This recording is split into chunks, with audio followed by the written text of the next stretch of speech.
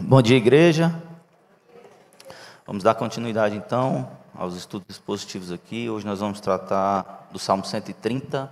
E aí eu já peço aos irmãos para abrirem as suas Bíblias. E após o término da leitura, não feche, porque a gente vai passar por várias referências. E quando eu estava encerrando esse estudo, eu pensei em botar todas as referências no slide, mas veio muito forte no meu coração de não colocar. E eu perguntei por quê? Porque nós temos perdido a habilidade de manusear a palavra de Deus. Nós precisamos ter a habilidade de saber como um advogado ou um juiz sabe de leis e sabe exatamente os números dessas leis. Nós também, como crentes, servos do Senhor, representantes do Senhor, temos que ter a habilidade de manusear essa palavra. A palavra digital, ela é ótima, ela é maravilhosa, ela nos auxilia, inclusive com uma velocidade muito rápida. Mas essa palavra física, escrita, ela nos dá fixação de uma palavra e a fixação da localização de onde está esse endereço. Isso também é ótimo, né? Nós somos conhecidos por crentes porque andamos com a Bíblia. Não é isso? Agora que eu já falei e já quase parei de tremer um pouco, nós vamos orar mais uma vez. Amém? Pai, nós te damos graças, Senhor, pelo privilégio de estar aqui nessa manhã reunidos no Teu nome para aprender mais de Ti, dos Teus textos, Senhor, dos ensinamentos que o Senhor deixou a nós. Pai, eu peço que o Teu Espírito Santo, Senhor, nos dê o discernimento para entendermos da Tua palavra, destes textos, Senhor, e que rico texto, Senhor, nós vamos ler hoje e estudar. Pai, em nome de Jesus, que nós venhamos também botar em prática, Senhor, tudo aquilo que nós vamos aprender, não somente hoje, mas durante toda a nossa carreira, toda a nossa caminhada cristã, e que nós vamos nos arrepender e prosseguir, Senhor, caminhando em direção à Tua face, Papai. É o que eu te clamo, é o que eu peço, Senhor, nessa manhã. Não deixe que eu fale de mim, ó Deus, em nome de Jesus. Usa os meus lábios, ó Deus, para ministrar a Tua palavra, Pai. Em nome de Jesus. Amém? Então, o Salmo 130 é um dos salmos de romagem. É um estudo que a gente já vem há algumas semanas, né? Trabalhando em cima dele. Já foi dito por várias vezes, porque é salmos de romagem, inclusive o pastor Roberto repetiu aqui mais uma vez, né? Então, quando a gente estiver estudando esses salmos, que a gente tenha a consciência de que eles eram lidos nessa situação, tá? Em direção ali ao templo, né? Chamados também de salmos do peregrino, porque eles iam cantando, salmodiando, né? Ou recitando esses salmos ali enquanto iam participar das festas. Amém? Ele também é conhecido no latim, pode passar o próximo slide, como De Profundis. Eu acho que vai estar no próximo slide. De Profundis é latim, é das profundezas, e a ideia aqui do salmista que escreveu é de que ele está num local que necessita de socorro urgente, que precisa ser amparado de uma forma breve, o mais breve possível, porque ele está a ponto de falecer, ou a ponto de ali que a gente costuma chamar de o fundo do poço. Ele está no último degrau. Não existe mais o que ele fazer humanamente falando, ou socorro humano, não existe mais quem pedir.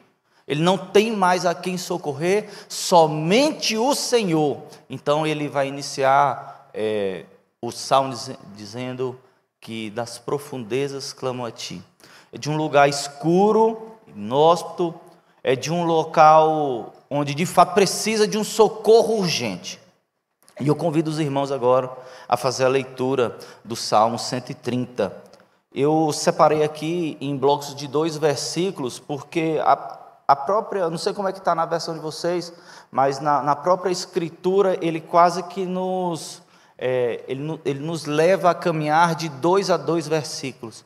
Então nós vamos ler bem pausadamente para entender o que de fato o salmista quer dizer aqui nesse texto, amém? Das profundezas clamo a ti, Senhor. Ouve, Senhor, a minha voz. Estejam atentos os teus ouvidos às minhas súplicas. Se tu, soberano Senhor, registrasse os pecados, quem escaparia? Mas contigo está o perdão, para que sejas temido. Espero no Senhor com todo o meu ser, e na sua palavra ponho a minha esperança. Espero pelo Senhor mais do que as sentinelas pela manhã. Sim, mais do que as sentinelas esperam pela manhã. Põe a sua esperança no Senhor, ó Israel, pois no Senhor há amor leal e plena redenção.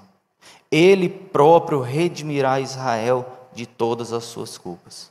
Amém? Vou fazer a leitura mais uma vez. Das profundezas clamo a ti, Senhor. Ouve, Senhor, a minha voz. Estejam atentos os teus ouvidos às minhas súplicas. Se tu, soberano Senhor, registrasse os pecados, quem escaparia? Mas contigo está o perdão para que sejas temido. Espero no Senhor com todo o meu ser, e na sua palavra ponho a minha esperança. Espero pelo Senhor mais do que as sentinelas pela manhã. Sim, mais do que as sentinelas esperam pela manhã. Ponha a sua esperança no Senhor, ó Israel, pois no Senhor há amor leal e plena redenção. Ele próprio redimirá Israel de todas as suas culpas. O Salmo 130, ele faz parte de dois blocos de salmos, né? Ele faz parte dos salmos de romagem, mas ele também faz parte dos salmos de penitência, salmos penitenciais.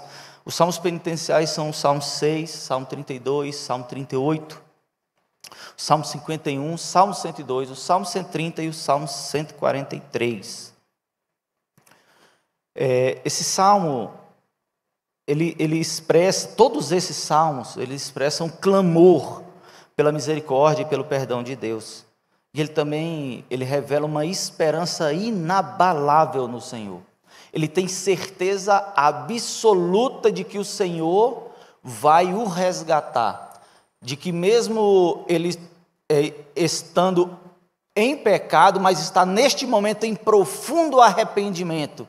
E sabe que o Senhor é suficiente para lhe livrar e te perdoar de todos os pecados. Também faz parte dos cânticos de romagem, os salmos de romagem, que são do Salmo 120 ao Salmo 134, os salmos ali do peregrino, salmos de subida, quando eles subiam ali a Jerusalém para as festas sagradas, né, iam recitando e cantando os salmos, até chegar lá. E também tem a mesma ideia, tá bom? Falar um pouquinho aqui sobre o autor e a situação do autor aqui. O autor desse texto ele é desconhecido, muitos atribuem a Davi, mas nós não temos certeza de que foi ele quem escreveu esse salmo. E também, eu coloquei ali quando ele foi escrito, mas a gente não tem uma data, a gente tem algumas indicações que podem nos dar, mas não existe uma precisão de quando e nem por quem esse salmo ele foi escrito. Volta lá, irmão, só um pouquinho. Só um slide. Agora, vamos falar sobre a situação de quem escreveu e em que situação ele escreveu. E aí isso aqui a gente consegue, porque dentro do texto está escrito, está implícito aqui, a gente consegue ver que é uma pessoa que está passando por um profundo sentimento de angústia, que pode ser derivado, pode ser talvez que a gente vou chamar de castigo do pecado, né? Como se ele tivesse sendo acusado pelo Espírito Santo de algo que ele cometeu, e agora ele está em profundo arrependimento e quer se redimir com o Senhor, quer o perdão do Senhor.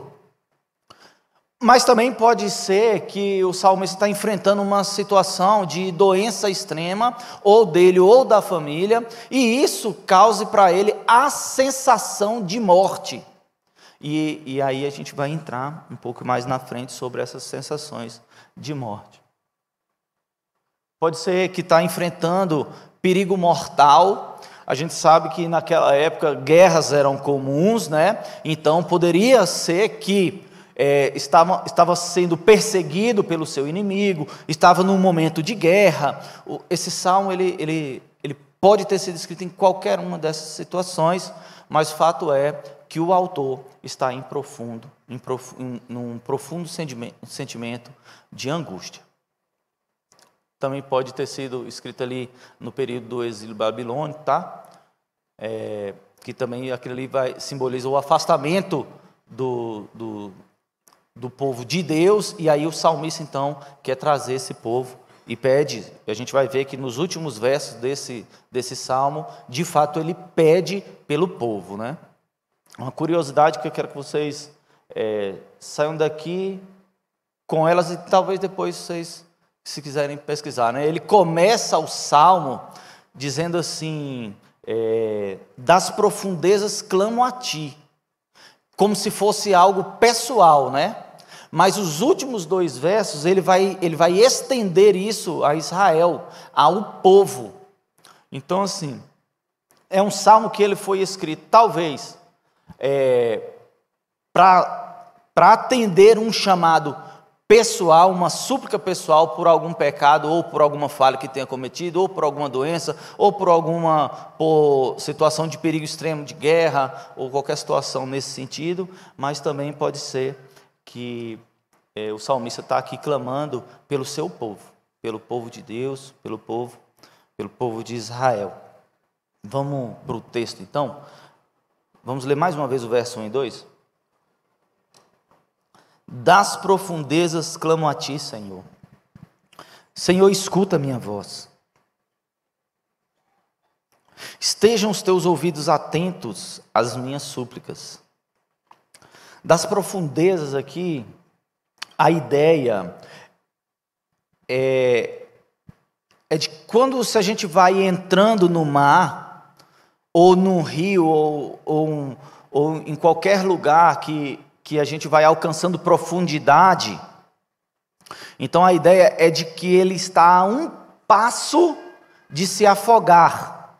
É como se estivesse assim, levantando a cabeça, é muito profundo, levantando a cabeça, erguendo os pés, para alcançar fôlego, para respirar. Esse é o sentimento do salmista.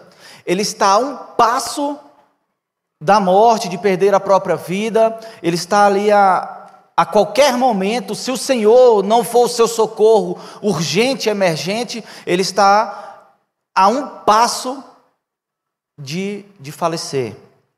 Então ele tem pressa, ele está numa situação desconfortável, ele não vai aguentar por muito tempo mais. Por isso eu disse no início que a gente hoje comumente chama de fundo do poço.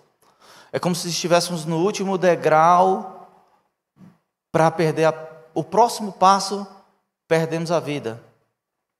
Mas o Senhor é o nosso socorro bem presente e vai socorrer o salmista.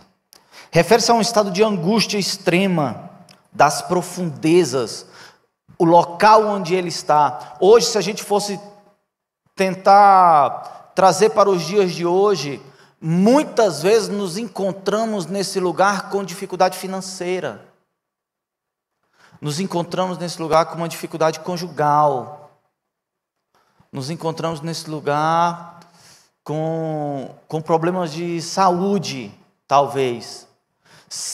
O Covid foi assim um exemplo de que nós não temos o menor poder. Morreu rico, morreu pobre, morreu preto, morreu branco, morreu, não escolheu. Nenhum de nós tem condição de salvar a própria vida, mesmo que seja abastado de dinheiro. Mas existe um socorro que pode sobre todas as coisas. É o Senhor. E o salmista conhece o Senhor, tem intimidade com Ele, talvez tenha se afastado por um momento, mas ele sabe que o Senhor é o seu socorro. Talvez por infantilidade nossa, talvez porque muitas vezes somos cabeça dura, a gente deixa para apelar ao Senhor na última hora. Mas o caminho até chegar a essas profundezas, ele é um caminho doloroso para aquele que conhece o Senhor. Porque quando temos intimidade com o Senhor, quando conhecemos o Senhor em algum momento da nossa vida, a gente fala assim que a gente não peca gostoso. Por quê? Porque quando a gente comete qualquer erro, automaticamente o Espírito Santo, não é que ele nos condena, mas ele fala conosco, mesmo que nós cometemos isso sem saber. Existem pecados que nós cometemos sem querer, mas nós somos acusados pelo Espírito Santo, e aí a gente retorna e corrige, pede perdão e prossegue, e vamos continuar a nossa jornada até o dia glorioso que estaremos com o Senhor. Amém? A palavra deriva da raiz de profundidade. Então, assim, ele sempre está dizendo sobre algo que está profundo. É uma situação muito complicada. Sugere um lugar de desespero, de angústia, ou até mesmo Sheol, que é o abismo de morte. Então, está a ponto de falecer a qualquer momento. É um grito que vem do fundo da existência humana. E nós aumentamos a intensidade das nossas orações quando estamos passando por um profundo sentimento de angústia. Quando estamos em épocas de vacas gordas, talvez a nossa oração não tenha a mesma intensidade em agradecer por tudo que temos, como tem a intensidade quando estamos num momento ruim, na época de vacas magras, no momento de dor, de sofrimento, de angústia, falta de saúde, passando por alguma dificuldade financeira. Talvez no meio desse processo a gente imagine que o Senhor não está conosco. Há inclusive muitas igrejas hoje, e eu vou dar uma pausa aqui na aula para elogiar a nossa igreja, porque temos aqui um estudo da palavra verdadeiro e genuíno. Ontem à noite eu estava conversando com a minha tia Lucília, se o privilégio que é da igreja que todas as manhãs estuda um capítulo da Bíblia. Irmãos, isso é coisa rara nas igrejas. O que tem muito hoje são pequenos grupos que são mais parecidos assim com a roda de conversa, alguma coisa para você desabafar, e que muitas vezes o conselho dali não sai de um conselho principiado, assim, um conselho, existe essa palavra, pastorzão, principiado? Ou inventei ela agora? Mas é um conselho que tem o seu princípio nas palavras do Senhor. E eu não estou recriminando outras igrejas. O que eu estou parabenizando a nossa igreja. Porque um estudo expositivo de Salmos, nas devocionais estão estudando Gênesis, e em todas as turmas aqui é ministrada a palavra de Deus, única e exclusivamente a palavra de Deus. É um privilégio, irmãos, é um privilégio fazer parte dessa comunidade, dessa igreja. E Deus conta conosco. Amém? Das profundezas clamo a ti. Clamo a ti, o salmista não busca ajuda humana, mas ele busca o auxílio divino, o auxílio do Senhor, que é o Senhor quem pode socorrer. Quando ele fala assim, clamo a ti, todas as outras formas de ajuda provavelmente já tenham se esgotado. Ele já deve ter tentado sair desse buraco. Eu não sei se vocês tiveram a oportunidade, às vezes, de conversar com alguém que passa por algum tipo de dependência ou ou está passando, às vezes, mesmo por falta de recurso financeiro. Às vezes alguém está com uma empresa que está a ponto de falir, ou no meu caso, onde eu tenho mais conhecimento, alguém que é onde eu converso mais, pessoas que têm dependência. E o pastor Silvio sabe muito disso aqui, que a gente conversa com a pessoa e a pessoa fala assim, não, eu dou conta, não, eu vou sair sozinho. A mesma coisa, mas aqui no texto o salmista está dizendo que ele não dá conta, que ele recorre ao Senhor, porque aqui ele tem certeza do seu auxílio, ele tem certeza absoluta que será ali ajudado, perdoado, ele sabe que cometeu falhas, cometeu erros, ele sabe que está passando por uma situação difícil, não difícil, mas não só difícil, mas uma situação muito difícil, uma situação de extrema necessidade, e que somente o Senhor pode retirá-lo daquele lugar, e o Senhor pode retirar você, meu irmão, de qualquer lugar. Não existe um lugar tão profundo que as mãos do Senhor não alcance. Não existe um clamor, um sussurro tão baixo que os ouvidos do Senhor não escute a nossa súplica. Amém? Clamo a ti, vem do verbo clamar, né? É usado num contexto de orações urgentes. Ele precisa de auxílio rápido, imediato. E é um clamor persistente, repetitivo. Mesmo, você vai ver aqui que ele repete algumas vezes aqui, e a gente também pode repetir, porque muitas vezes a gente, quando fala de orações repetitivas, não quer dizer em orações insistentes, né? Mas quando a gente fala assim que não se deve orar de forma repetitiva, é de forma mecânica, amém? Orações prontas, orações que muitas vezes a gente repete, elas são um perigo para o crente, porque muitas vezes a gente repete essas orações e não damos a intenção, a intencionalidade assim, para essa oração, principalmente quando estamos passando por bons momentos, a gente não intensifica as nossas orações da forma como devemos fazer para que sejamos ouvidos pelo Senhor. Mês de agosto, né, irmão? Secura. Graças a Deus, Deus abençoe o irmão que trouxe essa água. Escuta a minha voz. Demonstra dependência total da resposta divina. Demonstra aqui que somente o Senhor é o seu socorro, único socorro. Escuta a minha voz, é um clamor, uma súplica de alguém que talvez tenha feito algumas orações e que, na sua ideia, as suas orações talvez não chegaram aos ouvidos de Deus, então ele clama: escuta a minha voz, ouve a minha oração, veja a minha angústia, olha a minha situação, Senhor, veja o que eu tenho passado, olha onde eu estou, se não for o Senhor agora, o que será de mim? Eu estou a ponto de falecer, de perder a própria vida. E se isso acontecer, Senhor, se o Senhor me salvar, se o Senhor ouvir a minha voz, se o Senhor responder às minhas súplicas, o seu nome será exaltado. Isso não aconteceu com Jó? Foi? Passando por um momento muito difícil, né?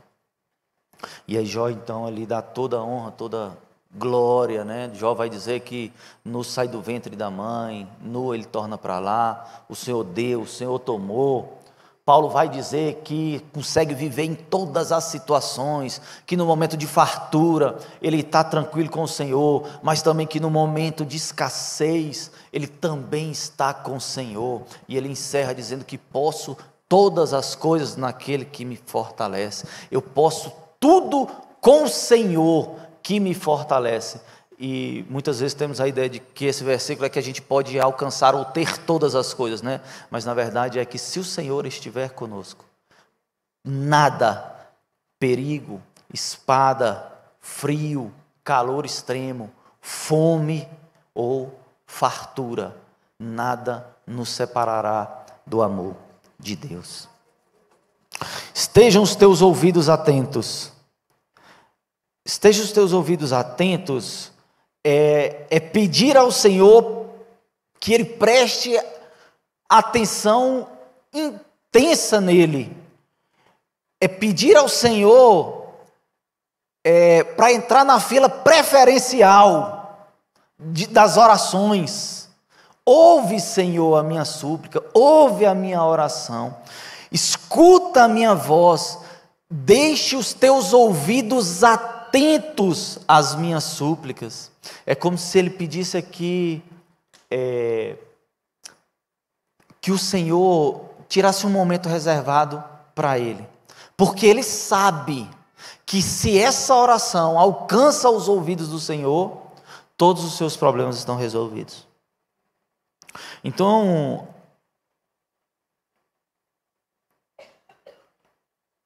claro que é uma forma poética de se falar, inclina os teus ouvidos, né? Ouve.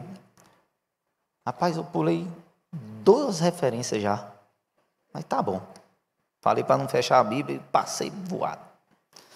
Então, sejam os teus ouvidos atentos, prestar atenção intensamente, enfatiza a expectativa de que Deus se inclina para ouvir. E agora eu vou ler a referência, está lá no Salmo 17,6.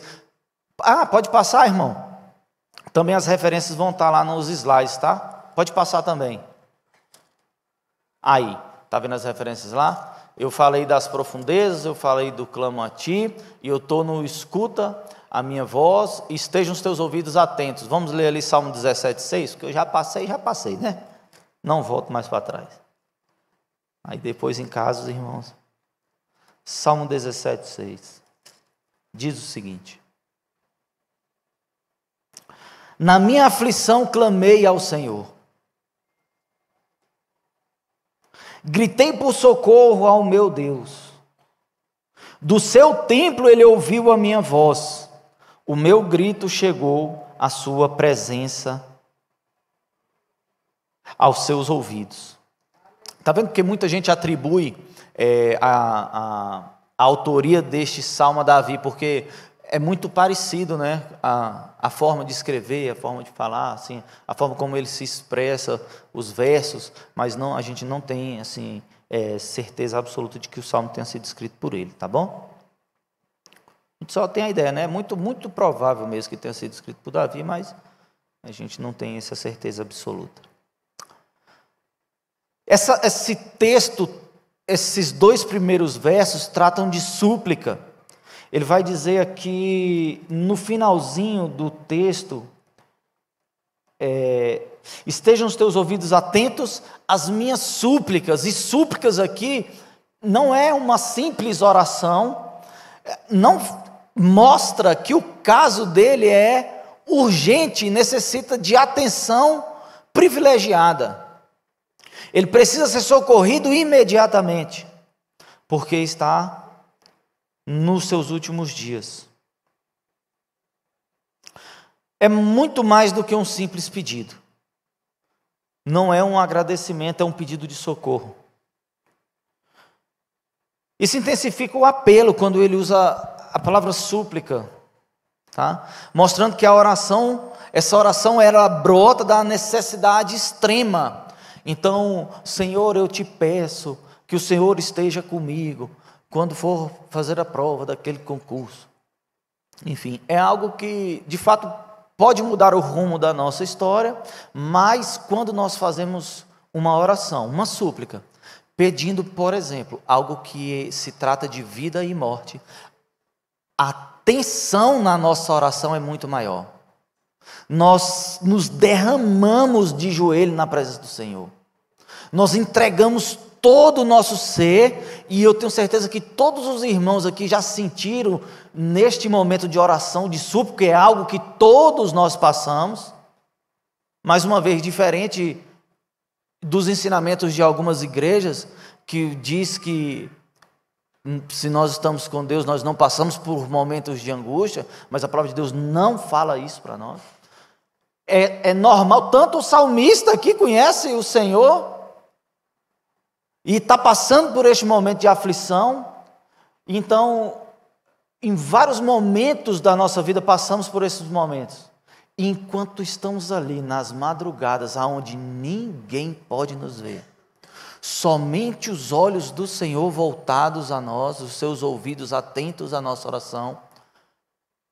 Algum dos irmãos já sentiu assim, como fosse uma dor no ventre, assim, de tanta tensão que a gente coloca naquela oração? É como se nós estivéssemos entregando tudo o que nós temos ao Senhor. Nós precisamos de urgência naquela causa. Nós nos derramamos em lágrimas. Nós entregamos tudo o que nós temos a Ele. Mas nós sabemos que nós estamos fazendo aquilo ali não é em vão. Que o Senhor, Ele ouve a nossa oração. E que o nosso pedido será atendido. Agora temos que aguardar o tempo do Senhor. E a vontade do Senhor. Porque não é que o Senhor também vai realizar todos os desejos do nosso coração. Realizará todos os desejos do nosso coração, se estiverem de acordo com a palavra de Deus, de acordo com os planos de Deus na nossa vida. O próprio Jonas quis ir para um lado, não, você vai para o outro. Então, se Deus manda nós para um lado, não vai adiantar você orar, irmão, para aquela porta abrir, que ela não vai abrir, porque Deus quer que nós vamos para Nínive e orar e abençoar aqueles irmãos. Súplica intensifica o apelo, mostrando que essa oração nasce nessa necessidade extrema. Então, esses dois versículos, eles nos mostram o reconhecimento da condição humana, que nós não temos condição suficiente e não somos autossuficientes para promover todas as nossas vitórias. Nós não temos condição, Deus nos dá muita capacidade de resolver muitos dos nossos problemas, mas alguns desses problemas nós vamos ser socorridos ao Senhor e sabemos e precisamos aprender como chegar até lá. E é isso, com profundidade, com verdade.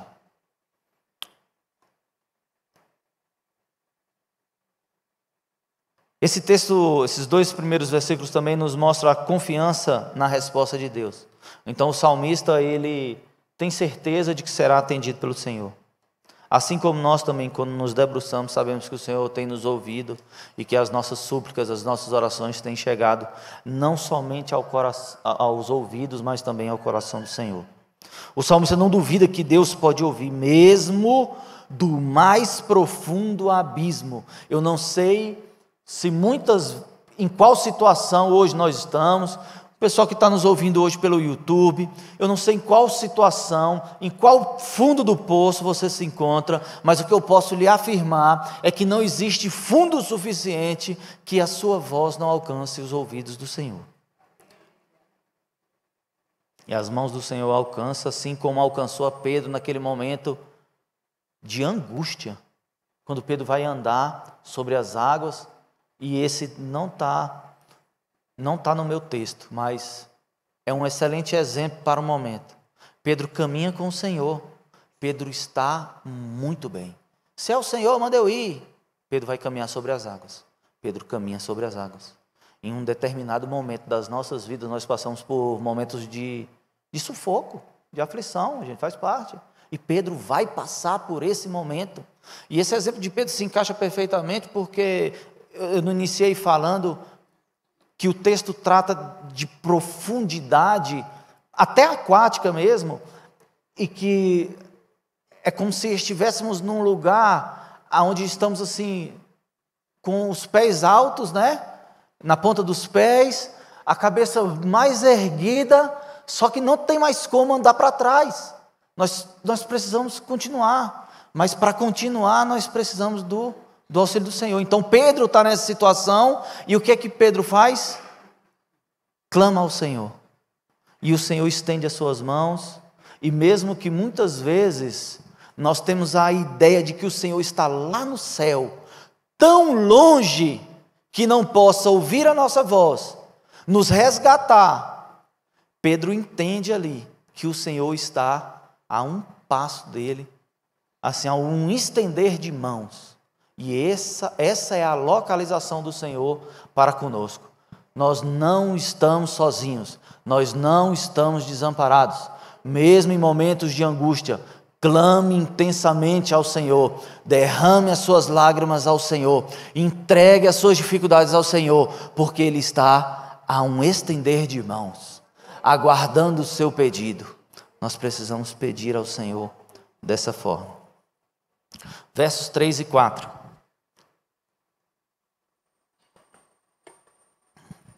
Vamos ler?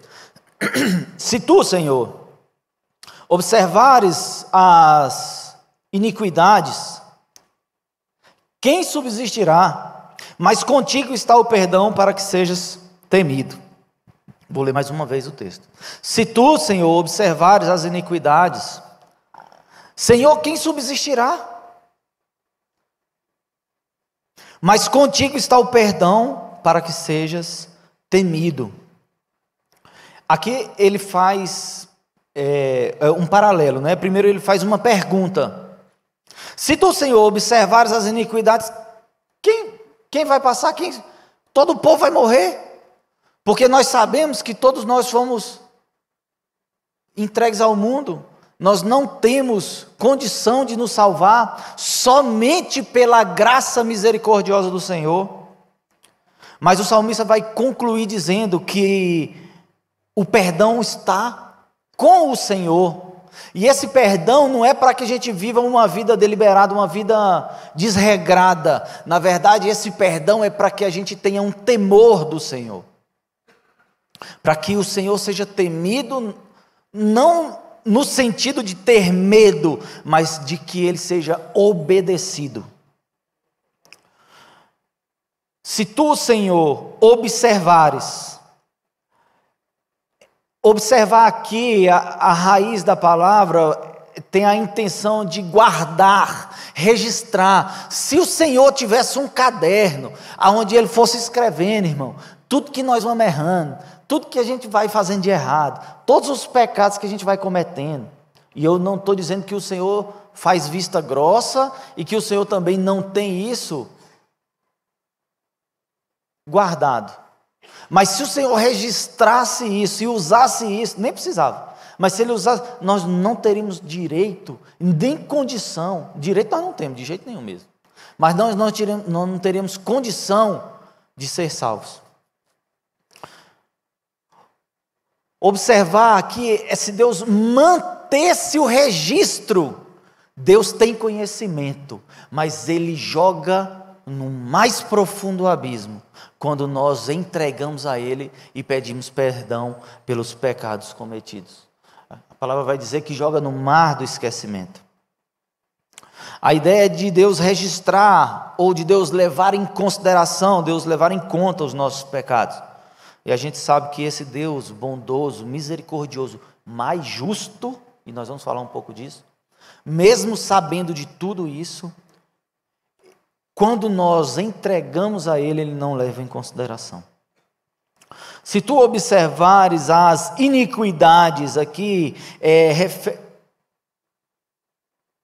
aí mesmo, iniquidades. Vai falar, trata mais sobre as nossas falhas, sobre os nossos pecados. Aqui, nossos defeitos de caráter, coisas que nós vamos trabalhando no decorrer da nossa carreira aqui, enquanto temos vida. Quem subsistirá? Quem poderá passar por isso? Quem sobreviverá no final? Se o Senhor guardar, se o Senhor registrar, se o Senhor usar contra nós, quem? Ninguém. Nós já estamos condenados, nós somos condenados. Nós já estamos perdidos. Essa é a herança que nós temos. Então reconhece que ninguém é justo diante de Deus. Romanos 3,3 vai dizer isso. Deus, Lucas.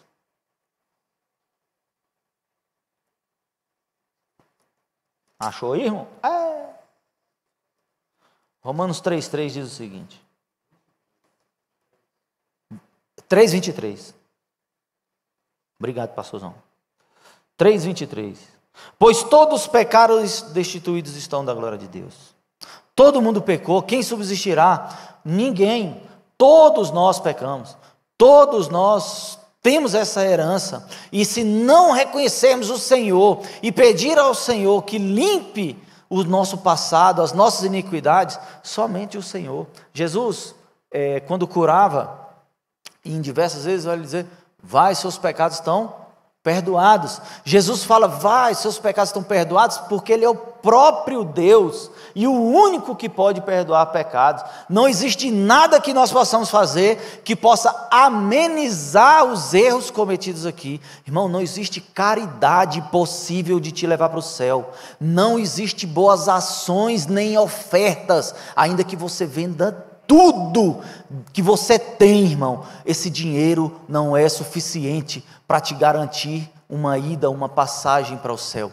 Somente o arrependimento dos seus pecados, somente o reconhecimento de Jesus como Senhor e Salvador, isso é que nos garante.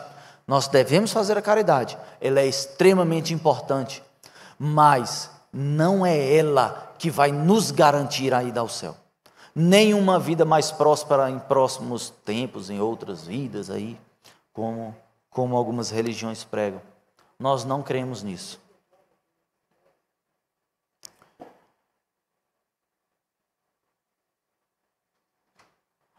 Subsistir, quem subsistirá? Subsistir aqui é uma pergunta retórica, é claro que ele sabe que ninguém vai. Então assim, ele fala aqui, ele faz uma pergunta já e responde ela, né? Ninguém pode resistir ao juízo de Deus. Se Deus agisse com rigor absoluto, ninguém escaparia. Salmo 143, 2, diz assim. E aí é só virar a página do Salmo 130. Mas não leves o teu servo a julgamento, pois ninguém é justo diante de ti. Essa semana eu estava vendo um podcast, deve ter uns 15 dias, e um rapaz estava, o rapaz estava explicando a diferença, falando sobre o judiciário, um juiz do judiciário, né? Que o juiz, ele faz aqui, não é justiça, é cumprimento de lei. Ele está lá para que a lei seja cumprida, e muitas vezes a gente exige desse juiz justiça, talvez porque a gente faz uma assemelhação da palavra de juiz como juiz, mas juiz não faz justiça. O justo juiz é o Senhor. O que o juiz faz é com que as leis sejam cumpridas. É isso que um juiz faz. Então, por muitas vezes, quando a gente se depara com um caso extremo de morte, de alguém que, essa menina mesmo que foi julgada, eu não sei nem como é que ficou essa menina ali da 113 Sul, né? 113 Sul, bom, que matou os pais, eu não sei o que aconteceu ali. Eu não sei também, que eu não vi, né? Mas enfim, o que a gente é provado que ela é, e o que a gente espera é justiça. Mas qual é a justiça para essa mulher? A justiça está nas mãos do Senhor. O que um juiz vai fazer é fazer com que seja cumprida as leis e que ela pague aqui por aquilo que fez. Se vai fazer ou se não vai, não cabe a nós. Mas com certeza, não passará. E eu não estou dizendo que ela fez o que fez, porque eu não sei, não estou para julgar ela, só estou usando um exemplo, tá? Mas, dos olhos do Senhor não passará. Daquele dia não passar. Tanto se ela não tiver feito, como se ela tiver feito. Amém? Diferença. Deus, Ele é juiz. Dele não escapa, dele não passa. Vamos andar mais. Ninguém pode resistir ao juízo divino. Se Deus agisse com rigor absoluto, Salmo 143, 2, nós já lemos. Contigo, Senhor, está o perdão. A ênfase não está no pecado, mas ele está dizendo que o perdão está com o Senhor. O Senhor é o que perdoa. Que ele sabe que Deus tem conhecimento, mas não mantém registro. Mas que a minha súplica pode fazer com que eu alcance o perdão. Porque o perdão está com Deus. Então eu peço a quem pode me perdoar. Mas contigo está o perdão. dá ênfase aqui não ao pecado, mas à graça de Deus. O perdão, ele é possível porque Deus, ele é juiz justo, mas ele é misericordioso. Perdão é um termo forte associado aqui à clemência, à remissão de pecados. Deus perdoa de uma vez por todas. O sacrifício de Jesus Cristo foi feito por amor a nós de uma vez por todas. Levou sobre si todos, de uma vez por todas. O Senhor levou de uma vez por todas. Neemias 9:17 diz o seguinte: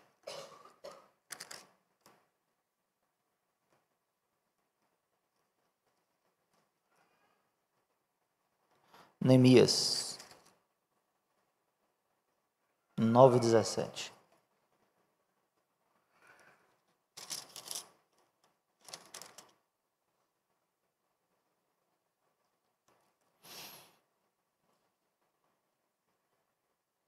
Vai dar tempo, tá, irmão? Fica tranquilo. Eles se recusaram a ouvir-te e esqueceram-se dos milagres que realizaste entre eles. Tornaram-se obstinados e na sua rebeldia escolheram um líder a fim de voltarem à sua escravidão. Mas tu és Deus perdoador, um Deus bondoso e misericordioso, muito paciente e cheio de amor. Por isso não os abandonaste. Deus está conosco durante todo o tempo. Deus não nos abandona. Amém? Nós sabemos a quem nós temos que recorrer, a quem pode nos ajudar. Somente o Senhor é misericordioso para conosco.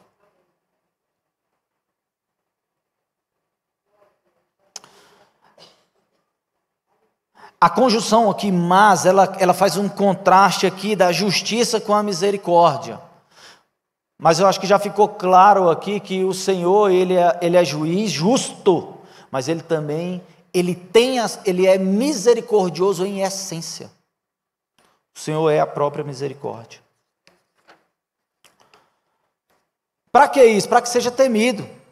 O perdão de Deus não leva à libertinagem, mas leva ao temor. O Salmo 130, o próprio verso 4 vai dizer isso.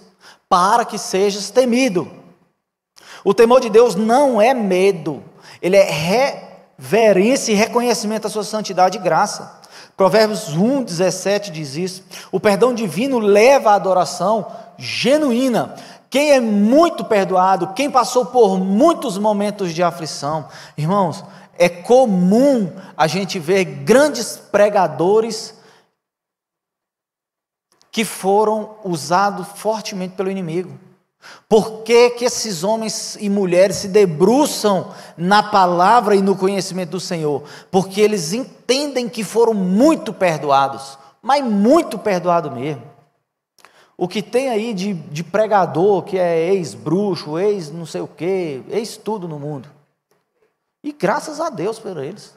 Deus os alcançou. E são homens sérios. Eu conheço um que era homossexual, morava com outro homem, e hoje é um grande pastor aqui em Brasília. Está no Goiás, assim, está em Brasília e Goiás. Casado, homem. Não, ninguém diz que esse homem era um ex-homossexual.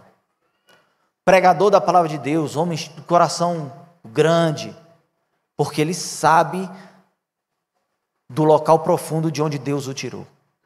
Claro que todos nós temos isso, mas algumas pessoas se debruçam mais porque têm na sua ideia de que foram tirados de um lugar de mais absoluto, assim, profundidade. Eu ando com esse sentimento de que o Senhor me livrou da morte. Eu já contei isso aqui várias vezes. Então, não é que eu sou grato ao Senhor, eu devo a minha vida a Ele. Então, o Senhor é a minha força, Ele é a minha fortaleza, é o meu socorro, socorro bem presente em todos os momentos, não só quando eu precisei. Quando eu precisei é onde eu reconheci, o Senhor, Ele é sempre presente. Amém? Verso 5, vamos terminar aqui. A passagem mostra que a impossibilidade da autossalvação, sozinho não temos como ser salvos, não tem nada que nós possamos fazer que nos leve à salvação. O salmista reconhece que Deus exige perfeição absoluta. Todos estariam condenados, como lá em Romanos 3, 23. Todos foram condenados, destituídos estão da glória de Deus. Misericórdia como fundamento do relacionamento. O perdão é a base para o temor a Deus. A graça, ela inspira essa devoção, não a presunção. A graça, ela nos leva para um ambiente de agradecimento. E quando a gente recebe um favor tão grande e tão imerecido, vocês concordam comigo que o nosso agradecimento ele é maior, muito maior, quando é algo que eu sou salvo de algo que eu mesmo provoquei. Eu tenho consciência de que eu sou culpado e que eu mereço todo o castigo. Mas das profundezas eu clamo ao Senhor, Ele ouve a minha voz, Ele me escuta, Ele inclina os seus ouvidos, Ele estende as suas mãos e Ele me tira daquele lugar, Ele me redime de uma vez por todas, Ele pega o meu passado e joga no mar do esquecimento. É isso que o Senhor faz com a minha vida e com a sua. Ele te dá uma vida nova, uma página em branco, uma vida inteira pela frente. Não interessa se você se converteu com 5, 50 ou 5 ou 150 anos, não interessa, daquele dia em diante, o Senhor estará contigo, e páginas em branco estão ali, prontas para ser escritas, agora de uma forma diferente.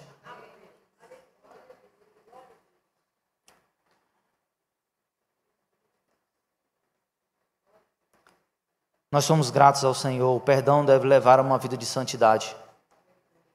Nós vamos continuar errando, mas agora nós temos o Espírito Santo de Deus que nos mostra. Aquela vez que nós fomos grosseiros com a caixa do supermercado.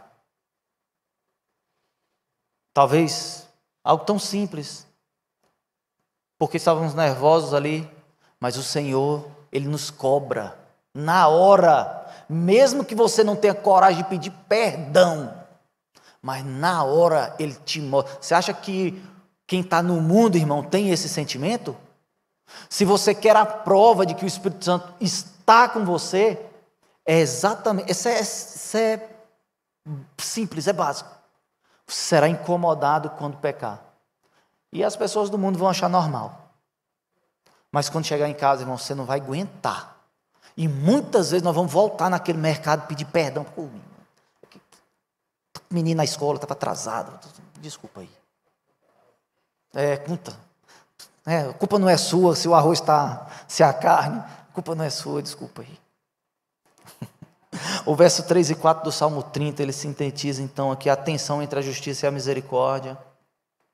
A pergunta do verso 3, ela expõe a condição humana, quem subsistirá? Enquanto a resposta no verso 4 revela o caráter divino. Só o Senhor pode nos perdoar. E o perdão não anula a santidade de Deus. Antes ele realça, convidando ao temor e à adoração.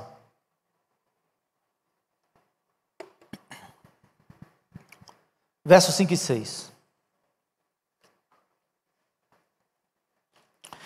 Espero no Senhor com todo o meu ser, e na sua palavra ponho a minha esperança. Espero pelo Senhor mais do que as sentinelas pela manhã, sim, mais do que as sentinelas pela manhã. Aguardo o Senhor não é uma espera passiva. Ele não é que eu aguardo no Senhor sentado lá no fundo desse abismo, que é o contexto aqui do Salmo. Não, eu aguardo no Senhor fazendo força para respirar. É uma espera ativa, quer sair do fundo do buraco, ele quer sair do fundo daquele poço, ele está ali fazendo força, se esforçando para sair. Não é uma espera passiva. Eu oro e aguardo. Não, é uma espera ativa. Significa esperar com expectativa paciente, porque o tempo ele é de Deus, mas muitas vezes associada aqui a confiança de que a qualquer momento o Senhor vai vir com o seu socorro.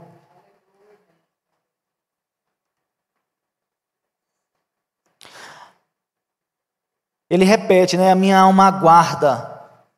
Ela reforça aqui a totalidade do ser na esperança do resgate do Senhor. Espero na sua palavra. Espero. Indica aqui a perseverança na esperança, mesmo na dificuldade. E lá em Lamentações de Jeremias a gente vai ver um texto que vai tratar e falar um pouco mais sobre essa esperança no Senhor. Espero no quê? Na sua palavra. Refere-se às promessas de Deus, porque Ele não é filho do homem para que minta, nem filho do homem para que se arrependa. E se Deus Ele prometeu, Ele vai cumprir. Ele promete a Israel salvação, Ele promete a cada um de nós perdão dos nossos pecados, e Ele promete que estará conosco naquele dia. Salmo 119, 81, está lá a referência, tá, irmãos? A palavra de Deus não expressa somente a promessa na palavra, mas também ela expressa o caráter divino, tá? Que Deus Ele é fiel. E Ele fala aqui mais do que os guardas pela manhã, que aguarda, Ele aguarda no Senhor. Ele está pronto, aguardando no Senhor, mais do que os sentinelas, mais do que os guardas esperam pelo amanhecer. E aí, aqueles que já tiraram serviço aqui na madrugada, a igreja cheia de militar, sabe o quanto é esperado o amanhecer. E nesse caso aqui, ainda era potencializado ainda mais, porque lembra que no início eu falei que o clamor do salmista poderia ser levado a tempos de guerra. Então imagina que os sentinelas são aqueles que estão guardando os muros, e os tempos de fato ali se resolviam em guerra. A qualquer momento poderia haver uma invasão de guerra. Então os guardas ali, os sentinelas, tinham que estar atentos, eles não podiam tirar um cochilo, até porque os familiares dele estavam dentro, todo o seu povo estava dentro, e a responsabilidade de cuidar daqueles portões, dos muros, das invasões, até dos seus familiares que estão dentro, eram deles. Então, assim como eles queriam, eles trabalhavam assim como eles queriam que, e no momento que eles estivessem no seu descanso, também aqueles portões estivessem ali guardados. Então, a palavra vai dizer que mais do que os guardas esperam pela manhã, esse sentimento, porque quando você está na frente ali, guardando algo, você é um dos primeiros a tocar, a chamar socorro, e também, você não é o primeiro que viu, você é o primeiro a contra-atacar, né? Então, da onde vem o ataque também? Então, assim, a vida do sentinela está em jogo, está em risco. E então, quando ele fala assim, espero no Senhor mais do que os sentinelas pela manhã, porque quando ele é rendido no seu serviço, automaticamente a sua vida deixa de estar em perigo eminente, ou em primeiro perigo. Vocês entendem assim? Tranquilo? Os vigias noturnos, eles avisavam pelo amanhecer, esperavam, né, ansiavam pelo amanhecer, assim como o salmista almeja aqui pela intenção, pela intervenção divina. O verso 6, a minha alma anseia pelo Senhor.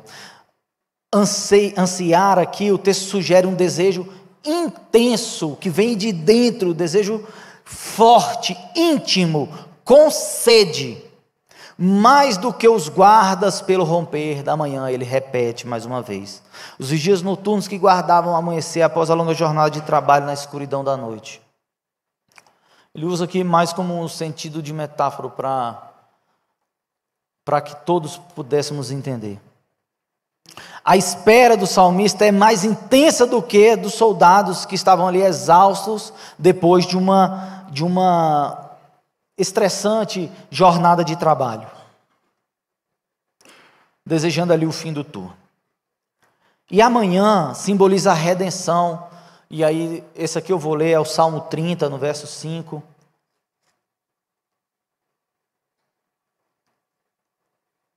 Agora vou concluir. Aqueles 15 ali é com pergunta? Ou pode ir mais? Ou já é com pergunta? Porque hoje é dia dos pais, né? Não dá para segurar muito não, né? Melhor liberar, né? É. Mas tá bom, eu vou terminar. Me dá mais 3 minutos aí que eu termino. Salmo 35.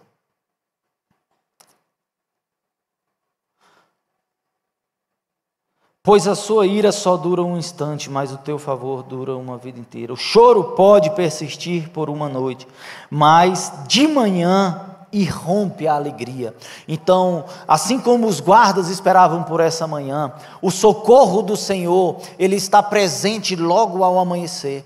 Logo, logo você estará seguro. Logo, logo você estará fora dessa situação de perigo extremo, dessa situação que a gente costuma chamar de fundo do poço. Em breve o Senhor resgatará os seus.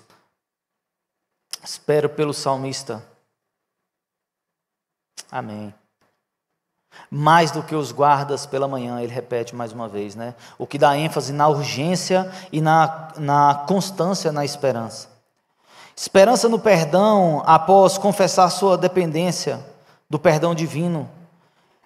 Ele confessa no verso 3 e 4, né? E ele espera no verso 5 e 6. É uma espera paciente, ativa. Não é passiva, mas ela é a confiança de que o Senhor é o seu auxílio e de que logo, logo o Senhor o resgatará. Ela é uma espera baseada na palavra, porque a fidelidade de Deus garante o cumprimento das suas promessas. A oração, ela é perseverante, ele está sempre orando, é mesmo como ele falou aqui, que ela é uma espera ativa, a gente está assim, esperando de forma ativa, mas sempre orando, sempre intercedendo, sempre chamando ali o Senhor, a atenção do Senhor. O texto encoraja a buscar a Deus de forma contínua. Os versos 5 e 6 do Salmo 130 pintam um quadro vívido de esperança. Não um sentimento vago, mas uma confiança ativa no Deus que perdoa e redime. A repetição da imagem dos guardas da manhã ressalta que a fidelidade de Deus é tão certa, Deus vai te socorrer tão certo como vai amanhecer. E os versos 7 e 8, põe a Israel, agora ele traz agora para todo o povo, põe a Israel a sua esperança no Senhor, pois no Senhor há misericórdia e plena redenção. Ele redimirá Israel de todas as suas iniquidades. Põe a Israel a sua esperança. O salmista amplia o seu clamor pessoal agora para todo o povo de Deus. É a plena redenção, não apenas o perdão, mas a restauração completa. Ele vai dizer que Deus redimirá Israel, que aponta aqui para a redenção messiânica, de que Jesus viria e que ia redimir todo o seu povo. Está lá em Mateus, no capítulo 1. Essa espera aqui é a mesma espera do verso 5, indicando esperança paciente e confiante.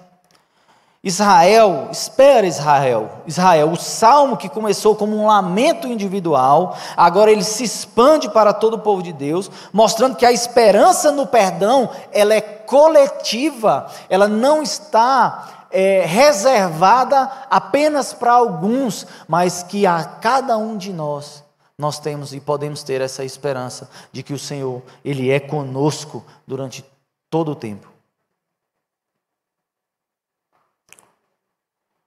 Porque no Senhor há misericórdia. Essa misericórdia traz a intenção de amor leal. Deus, Ele é amor. Graça, misericórdia. E quando Ele vai dizer aqui que no Senhor há misericórdia, esse há indicando que a misericórdia é parte intrínseca do caráter do Senhor. E nele há abundante redenção. Redenção é libertação mediante um resgate. Nós sabemos que o nosso resgatador já veio, morreu por nós e voltará para nos buscar. Amém? Mas que ela foi feita de uma vez por todas e por isso não sacrificamos mais animais para perdão dos pecados. Porque através do sacrifício de Jesus Cristo, todos os nossos pecados já foram perdoados. abundante, não apenas suficiente, mas transbordante, mais do que nós merecemos. E o verso 8, ele remirá a Israel de todas as suas iniquidades. Remir é a ação definitiva de resgatar de uma vez por todas. Por isso que o sacrifício de Jesus foi único. Foi de uma vez por todas, não vai haver mais sacrifício. Só reconhecimento de que o Senhor era o nosso Salvador. Encerrando o verso 8, ele vai dizer de todas as suas iniquidades, que é de todo o perdão, não existe um perdão, é de todo o perdão. É completo, não é parcial. Deus me perdoa disso, mas não perdoa disso. Não, Deus, ele perdoa. Transição do individual para o coletivo. O salmista que clamou por perdão pessoal nos versos 1, 2, 3, 4, né? Agora ele proclama que Deus redime, peça ao Senhor e também ao povo para que peça perdão ao Senhor. Todo o povo, ele estende isso ao povo. Os versos 7 e 8 do Salmo 130 selam a mensagem aqui. Do lamento à esperança. Do perdão pessoal à redenção coletiva. A humildade e no arrependimento. Nós devemos reconhecer a nossa condição de pecadores e clamar a Deus, mas fazer isso com humildade, se arrependendo. Temos que ter confiança na misericórdia de Deus, mesmo nas profundezas, mesmo no lugar mais inóspito, mais escuro, mesmo que você esteja passando por um processo de depressão imenso. Nós temos que, por algum momento, entender que o Senhor nos alcança lá, em qualquer lugar. Mesmo nas profundezas, Deus ouve a nossa oração. Ele nos responde. Temos que ter uma esperança paciente, porque com o aumento da velocidade da internet, tudo nosso é muito rápido, muito intenso, tudo é agora, eu quero agora. E nós temos que entender que Deus tem o seu tempo. E que muitas vezes nós não vamos receber neste tempo porque não temos maturidade, ou talvez nem vamos receber porque nunca tenhamos essa maturidade. Nós precisamos entender que o tempo ele é de Deus. Comunhão na fé, assim como o salmista exortou Israel, devemos encorajar outros a confiarem também no Senhor. Assim como nós confiamos no Senhor e sabemos que no Senhor há redenção, há perdão dos nossos pecados, nós devemos encorajar os nossos irmãos que não conhecem a palavra de Deus ou que estão afastados da palavra de Deus, a que eles venham mais uma vez se entregar ao Senhor, sabendo de que o Senhor pode ouvir a oração deles aonde quer que eles estejam. O Salmo 130 nos ensina que mesmo no meio do desespero e da culpa, Deus é a fonte de perdão e esperança. Ele nos chama a confiar não na nossa justiça, mas em sua misericórdia redentora. No Senhor há misericórdia e plena redenção. Jesus Cristo está ministrando uma palavra e um jovem fala assim: o que eu tenho que fazer para herdar o reino dos céus? E aí o Senhor vai dizer assim: basta que cumpra-se a lei. Ele diz: não, desde criança eu faço tudo, eu dou. Ele falou: então tá bom, agora vende tudo e dá aos pobres. O contexto disso é de que nós não temos suficiência. O que eu tenho que fazer? Não, você tem que cumprir as leis. Eu cumpro. Você sozinho não é suficiente. Você sozinho não é suficiente. Entregue a vida verdadeiramente ao Senhor, e Ele resgatará você do mais profundo abismo, seja ele qual for, até do abismo que muitas vezes nós não sabemos. Já pode pegar o microfone? Vamos para as perguntas? Eu só vou contar um testemunho. Essa semana eu fui no sepultamento de uma colega de trabalho. Ela era muito alegre, muito feliz. Muito alegre, muito alegre, muito alegre. Então era uma pessoa, a gente está preparando um encontro agora no mês de setembro. E, nossa, ela era a pessoa mais ativa naquele grupo. E aí na madrugada de quarta para quinta-feira, ela não amanheceu. Morreu. E aí a primeira suspeita era de overdose. Eu falei: mas essa menina não usava droga porque nunca faltou serviço, que overdose de quê? Pode ser overdose de medicamento. Quando fizeram na casa dela, né? Acharam muitos medicamentos para depressão. Então, eu estou contando esse testemunho porque mesmo nos lugares escuros, onde as pessoas não te veem, naquele lugar onde você está sentindo aquelas coisas que você talvez não demonstra, como a minha amiga não demonstrava, a gente nunca ia imaginar que essa menina estava tomando remédio antidepressivo, ali também está o Senhor. O Senhor sabe de todas as coisas, Ele está em todos os lugares, Ele te redimirá. Levante a sua voz, entregue a sua vida de forma verdadeira e genuína, com vontade, esprema essa vontade de dentro, e eu tenho certeza que o Senhor nos alcançará, amém? Que Deus possa nos abençoar. Um feliz Dia dos Pais, pode passar, porque tem as referências, eu botei lá, feliz Dia dos Pais, para todos os pais. Deus nos abençoe, nos guarde, nos proteja, em nome de Jesus, amém?